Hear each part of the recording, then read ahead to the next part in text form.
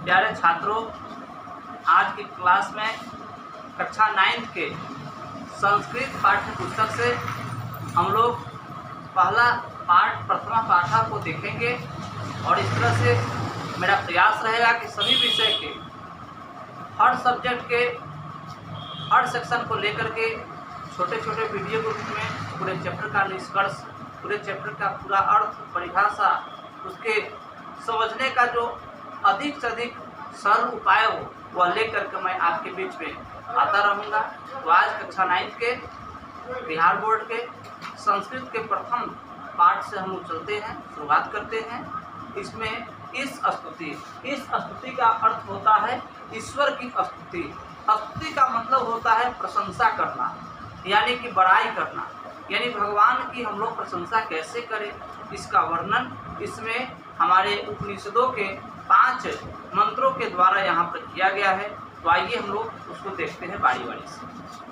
पहला मंत्र कहा गया है तैत्तिरीय उपनिषद से, यतो वाचो निर्वंतो अप्राप्य मनसा सह आनंद ब्राह्मणो विद्वान न विवेक्ति दुष्टन। यानी कि यतो वाचो निर्वंते अप्राप्य मनसा सह, यानी कि जो वाणी का मन का साथ न पा करके लौट आता है वह आनंद स्वरूप ब्रह्म को जानने वाला किसी से भी नहीं डरता। इसका अर्थ क्या है तो समझिए। यतो वाचो निर्वंतो अप्राप्य मनसा, यानी वह ईश्वर की जो प्राप्ति है वह मन का विषय नहीं है, वाणी का विषय नहीं है, इंद्रियों का विषय नहीं है।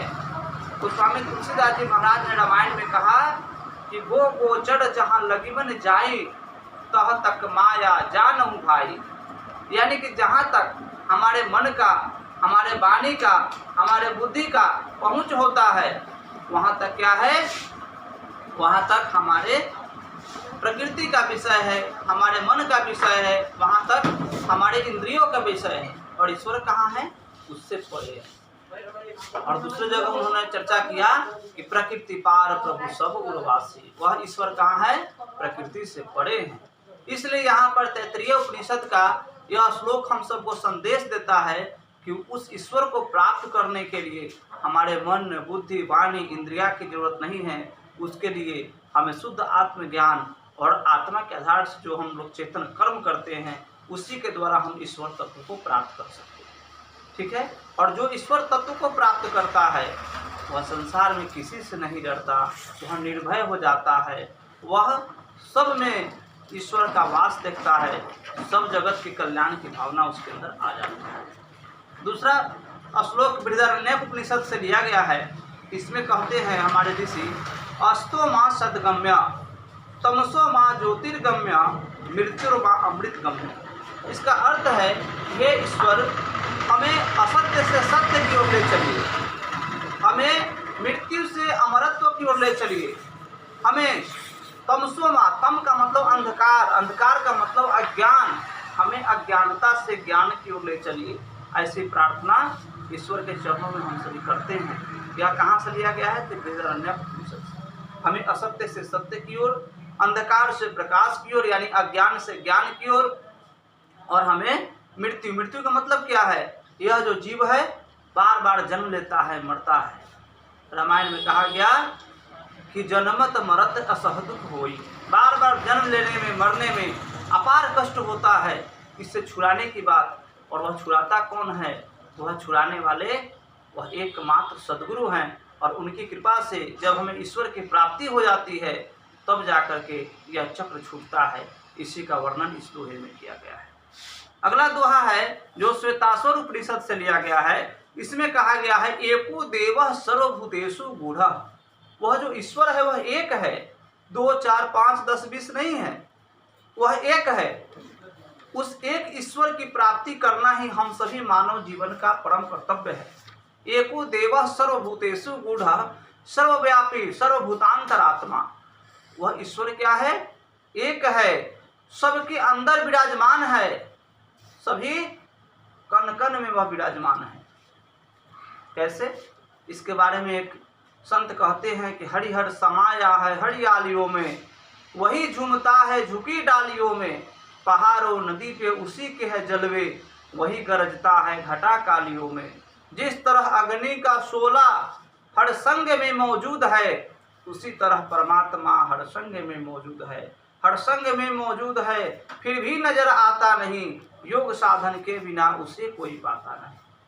जैसे दूध में मक्खन है, मक्खन में घी है, लेकिन दिखता नहीं है, एक युक्ति है और उस युक्ति से हम घी को प्राप्त करते हैं। मेहंदी के पत्ता में लालिमा है, लेकिन सीधे लालिमा पत्ता देखने में हरा होता है, जब उसे सील पर हम पीसते हैं और हाथों में लगाते हैं, आप सिर में लगाते हैं, जहाँ भी लगाते हैं, तब जाके वो लाल हो जाता है। तिल में तेल है, दिखता नहीं है, जब उसकी पेड़ाई करते हैं तो तेल उससे निकलता है। उसी प्रकार से वह ईश्वर हर कण कण में है, सभी जीव जंतु में वास करते हैं, सभी सजीव निर्जीव पदार्थ में वास करते हैं, हमारे अंदर भी वास करते हैं। इसीलिए यहाँ पर हमारे उपनिषद की वाणी है कि एको देव सर्वभूतेषु गुण, वह एक है और सब में विद्यमान है, सर्वव्यापी सर्वभूतांतरात्मा कर्माध्यक्ष, हमारे सारे शुभ और अशुभ कर्मों का वह क्या है, अध्यक्ष है। सर्वभूतादिवास, सब के अंदर निवास करते हैं। साक्षी, सबसे बड़ा गवाह है, वह हमारे सभी कर्मों के सबसे बड़े गवाह हैं। चेता, चेता मतलब चेतन स्वरूप में है, ऐसा नहीं कि निर्जीव है। केवलो निर्गुणश्च, लेकिन उसका स्वरूप क्या है, निर्गुण स्वरूप है, उसका कोई हम उपमा उससे हम नहीं दे सकते हैं। सतोगुण, रजोगुण, तमोगुण, इससे परे का स्वरूप है वह ईश्वर का, इसी का वर्णन इसमें किया गया है। वह हमारे सभी कर्मों का अध्यक्ष तो है, सबसे बड़ा साक्षी है। इसी का परिणाम है कि जैसा हम कर्म करते हैं उसी के अनुरूप हमें अपना फल प्राप्त होता है, हमें अगला योनि प्राप्त होता है। यह संदेश हमारे पाठ्य पुस्तक में श्वेतासुर उपनिषद से दिया गया है। आगे गीता का एक मंत्र है, उसमें कहा गया है, त्वमेव विद्यत्वा पुरुषः पुराणः तमस्य विश्वस्य परम निधानम वेतासि विद्यम च परम न धामम तम साततम विश्वमंतरूपम। यानी कहा गया कि हे देव, तुम ही आदि हो, तुम ही अंत हो, तुम ही पुरुष हो, तुम ही संसार के सबसे बड़े भंडार हो, ज्ञान के, सुख के, आनंद के, सबके तुम भंडार हो। तुम ही सब कुछ जानने वाले हो और तुम ही जानने योग्य हो, तुमको जानने के अलावा कुछ शेष नहीं रह जाता है। आलोकन स्थान में तुम्हारे द्वारा ही यह संपूर्ण संसार व्याप्त है, तुम्हारे कृपा से यह संसार बना है, तुम्हारे कृपा से ही संसार का प्रलय होता है, हर जीव का जन्म होता है, हर जीव की मृत्यु होती है। इसलिए हे देव, आपको हर तरह से हम क्या कर रहे हैं, प्रणाम कर रहे हैं, आपकी वंदना कर रहे हैं। आगे गीता का ही मंत्र दिया गया है, नमः पुरुषादस्य पृष्ठस्य नमस्तस्युते सर्वत्र एव सर्व अनंत वीर्य मित विक्रमस्तम सर्व समाप्ति ततोषि सर्वः। यानी कि तुम्हें सामने से प्रणाम है, तुम्हें पीछे से प्रणाम है, तुम्हें सभी ओर से प्रणाम है। तुम अनंत शक्तिमान हो, तुम ही अनंत पराक्रमी हो, तुम सबको अपने आप में विलीन करने वाले हो, तुम सब कुछ अपने द्वारा ही व्याप्त करते हो, सब कुछ को अपना मान करके सबका उद्धार करते हो, सबका कल्याण करते हो। तो हे ईश्वर, इसलिए हम सभी ओर से आपको प्रणाम करते हैं। तो ऐसी प्रार्थना, हमारे अंदर आस्तिक भाव हो, हमारे अंदर आध्यात्म का भाव हो, हमारे अंदर ईश्वर के प्रति अनुराग हो, हम ईश्वर के पथ पे चले, हम अपने मानव जीवन के उद्देश्य को समझे और जन कल्याण की भावना से हम रहे, और इतना समझे कि हमारे ऊपर नियंत्रण किसी का है, और उस नियंत्रण को मान करके अगर हम चलते हैं तो फिर हमारा जीवन सफल होता है। ऐसी शिक्षा, ऐसा संदेश हमारे पाठ्य पुस्तक से दिया गया है। तो यह आप सभी लोग समझ गए होंगे। इसका प्रश्न उत्तर हम आपको अगले वीडियो में फिर देंगे। आशा करता हूँ कि यह पांचों दोहा मंत्र जो आपके बीच रखा गया, यह समझने में सहायक हो आपके लिए, और इसका उत्तर हम लोग अगले वीडियो में इसका प्रश्न के साथ हम लोग पेश करेंगे। तो हमारे इसी तरह से कक्षा 9, 10, 11, 12 सभी विषयों की तैयारी के लिए आप हमारे चैनल को सब्सक्राइब करें, लाइक करें, बेल आइकन दबाएं, ताकि कोई भी वीडियो हम डालें तो आपके पास पहुंच सके और अपनी तैयारी घर बैठे आप सभी लोग कर सके।